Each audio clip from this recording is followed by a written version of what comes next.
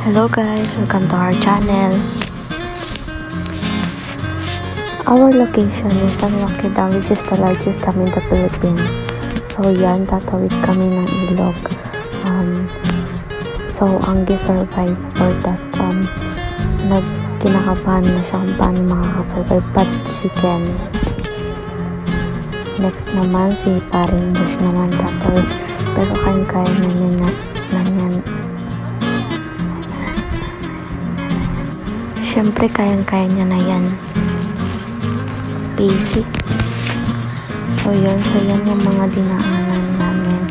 It's been 20 minutes bago makarating sa paroroonan. So, marami din pong ahon dyan.